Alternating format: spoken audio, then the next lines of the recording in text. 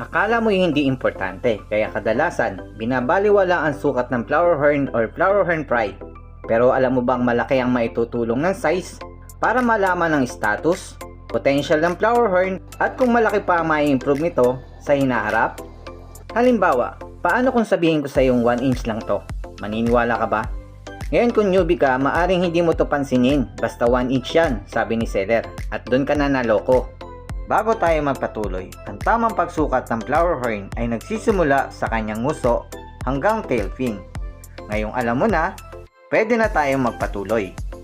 Lagi kong nababanggit sa mga content ko, kapag Sensu at KCC dapat sa size na 2 inches ay may cock na, at 3 inches naman kapag Kampa, para sure na ipupush mo na lang ng konti at lalaki na ang cock nito, at hindi ka nalugi dahil hindi basta-basta napupulot ang pera sa karsada. Ngayon, paano mo naman matatansya ang sukat ng flower horn kung hindi mo naman ito nakita ng personal o nasukat? Once na hinawakan na to ni seller, matatansya mo na ang sukat ng flower horn or flower horn pry sa pamamagitan ng bawat guhit ng daliri. Ito ay may sukat na humigit kumulang 1 inch. Maaaring hindi ito saktong-sakto, pero mas malapit ito sa katotohanan. Tayo namang mga Pinoy ay halos magsising laki lang ng height, maliban na lang siguro kung kasing laki mo si Junmar Fajardo na siguradong mahaba ang daliri or kung maliit kang tao. Ngayon para sure ka, subukan mong sukatin ang guhit ng iyong daliri at mag-comment ka sa baba. Ang sukat ay maaaring humigit kumulang, hindi sakto pero malapit sa katotohanan.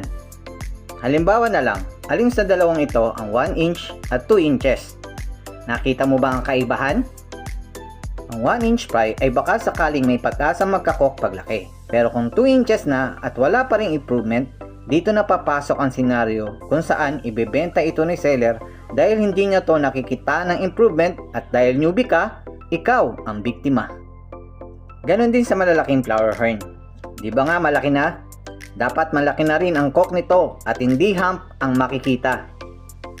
Ngayon, paano kung hindi hawak ni seller ang flower horn? Paano mo matatansya ang sukat?